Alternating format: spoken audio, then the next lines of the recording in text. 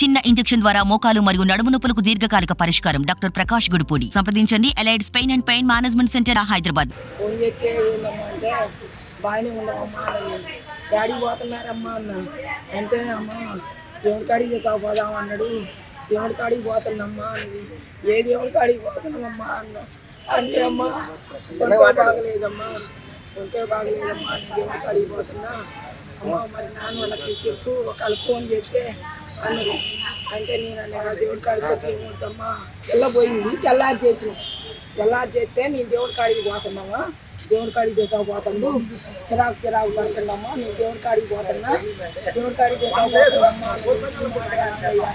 ఏం చెప్పలేదు ఇదే అన్నది. ఫోన్ తండ్రి చేసిండుగా, తండ్రి చేసి ఇచ్చాడు సంగతి. ఇట్లా దేవుడి కాడికి పోయిన వాళ్ళు రాలేదంట అత్తయ్య. మరి 3 రోజులైనా పిల్ల రావట్లేదు, పిల్ల ఏడుతుంది. మరి వాళ్ళు ఏడు చేసాకపోయిందో ఏం చేసాకపోయిందో మరి తెలియదు అత్తయ్య అని చేసింది. చేస్తే నేనేం చేసిన, అమ్మ మరి ఏందమ్మా ఫోన్ చేస్తున్నాడంట. ఏందమ్మా అని అంటే మాకు మాత్రం ఏం వెరకమ్మా వాళ్ళు ఫోన్ స్విచ్ ఆఫ్ పెట్టుకున్నాడు, ఫోన్ ఎత్తట్లేదు. మేము చేసినాం, వాళ్ళు చేసిండు, స్విచ్ ఆఫ్ పెట్టుకున్నాడు ఫోన్ ఎత్తట్లేదా.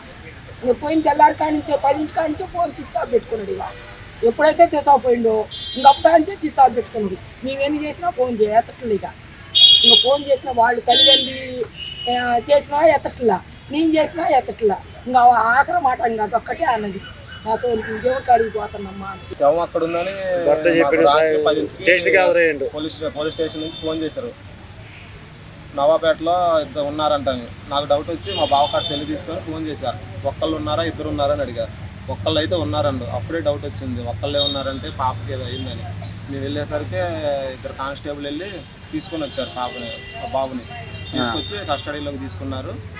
ఎస్ఐ గారు వచ్చిన దాకా 2 దాకా మమ్మల్ని కూర్చోబెట్టారు స్టేషన్ కాడ.